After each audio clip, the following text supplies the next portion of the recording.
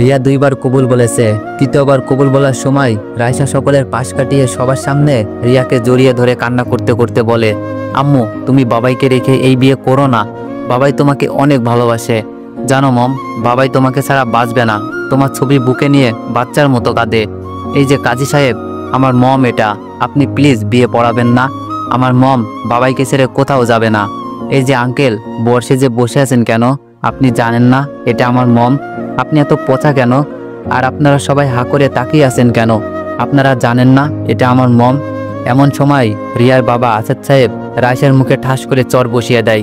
ছোট লোকের বাচ্চা, তুই ছোট মুখে বড় কথা বলিস কেমনে রে? 6.5 বছর বয়সী রাইসা চর খেয়ে মাটিতে পড়ে যায়। রাইসার করুণ চোখে রিয়ার দিকে তাকায়, মনে মনে ভাবে মম তাকে বুকে জড়িয়ে নিবে, কিন্তু না। আমি ক্লাসে ভর করে বিয়ে বাড়িতে ঢুকলেই বুকের ভেতরটা কেমন করে ওঠে, মনে হচ্ছে বুকটা আমার পুড়ে যাচ্ছে। রাইসা মাটিতে পড়ে আছে। জ্বরটা এতই জোরে ছিল রাইসার ঠোঁট কেটে রক্ত বের হয়ে যায়। রাইসার কাছে যেতেই রাইসার রক্তমাখা মুখ নিয়ে বলে ওঠে, বাবাই, মম আমাকে আর তোমাকে রেখে অন্য আর একটা বিয়ে করছে। এখন আর মম আমাকে আদর করবে না। আচ্ছা বাবাই, আমি কি দেখতে খুবই পচা? দেখো বাবা, আমার ঠোঁট কেটে রক্ত বের হচ্ছে। তুমি কষ্ট পেও না বাবা, আমাকে বুকে নাও তো। আমি ক্লাসটা ফেলে দিয়ে 2 হাত বাড়িয়ে দিয়ে বললাম, মারে, তোকে না বলেছিলাম এখানে না আসতে, তুই কেন আসলি? রাইসার রক্তমাখা মুখটা আমার হৃদয়ে থাকা ছোট্ট ঘরটাকে তছনছ করে দিচ্ছে।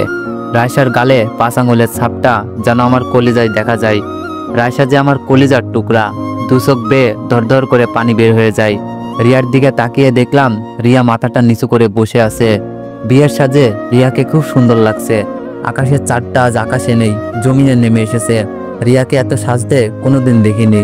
আমার সাথে রিয়ার যখন বিয়ে হয় তখন 1 পাতা টিপ আর টাউন হল মার্কেট থেকে 560 টাকার একটা শাড়ি ছাড়া কিছুই দিতে পারিনি। আজ রিয়া অনেক সুন্দর করে সেজেছে। বিয়ে বাড়িতে সবাই অবাক চোখে আমাদের দিকে তাকিয়ে আছে। রিয়ার আব্বু বলল, এই রহিম, শরীফ, তোরা কি করছিস? এই ছোট লোকের বাচ্চাটা কিভাবে ঢুকলো? বের করে দে এদের। আমি রাইসাকে বললাম, চলো মা, তোর মায়ের বিয়ে তো শেষ হলো। কি হলো, আপনারা যাবেন নাকি ঘাড় ধাক্কা দিয়ে বের করে দিব? আপনাদের জন্য আমাদের কথা শুনতে হলো।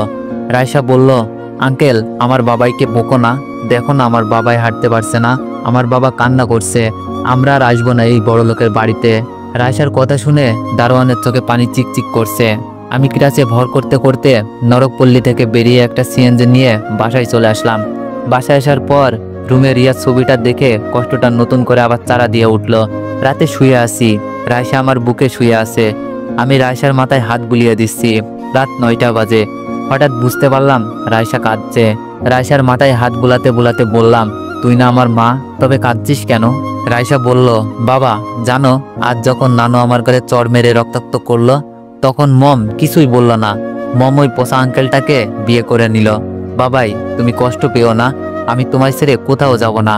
আমি বললাম, মা জানি তো, এখন ঘুমাবে, কান্না করবে না। রাইসা ঘুমাচ্ছে। আমি হারিয়ে গেলাম 7 বছর আগে।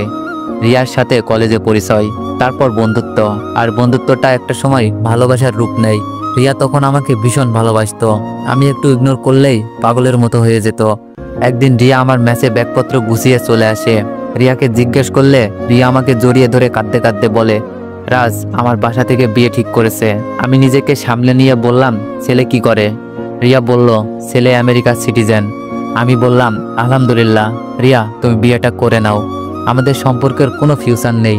রিয়া আমার গালে চর বসিয়ে দিয়ে বলে, রাজ তোমাকে ছাড়া আমি বাঁচব না। তুমি যদি বিয়ে না করো তাহলে আমার সুইসাইড করা ছাড়া কোনো উপায় নেই। সেই দিন রিয়ার জেদের কাছে হার মেনে রিয়াকে বিয়ে করে নিই। ঢাকা থেকে চট্টগ্রাম চলে যায়। একটা প্রাইভেট কোম্পানিতে ভালো একটা জব হয়। আমাদের ঘরটা ভালোবাসায় ভরে ওঠে। বছর খানিক পরই আমাদের ঘর আলোকিত করে রাইসা আছে। খুব সুন্দর একটা সংসার। আমার কাছে মনে হচ্ছিল জান্নাতের একটা অংশ। কিন্তু একদিন অফিস থেকে ফেরার পথে একটা মাইক্রো পিছন থেকে ধাক্কা দেয়। ভাগ্যিস বেঁচে যায়, কিন্তু জীবন থেকে হারিয়ে যায় অনেক কিছু। হসপিটালে প্রায় 6 মাস খানেক ছিলাম। চাকরিটাও চলে যায়। এইদিকে রিয়া আমার দুরবস্থা দেখে প্রাইভেট কোম্পানিতে পিএ পদে যোগ দেয়। এইদিকে অ্যাক্সিডেন্টে আমার ডান পাটাও পুরোপুরি নষ্ট হয়ে যায়। রিয়ার রোজগারের উপর প্রায় সম্পূর্ণ নির্ভর হয়ে পড়ি। কিছুদিন পর রাইসার 5ম জন্মবার্ষিকীতে রিয়ার বস জনাব সাইদ সাহেব আসেন। লোকটা এসে রাইসাকে কোলে তুলে নেয়।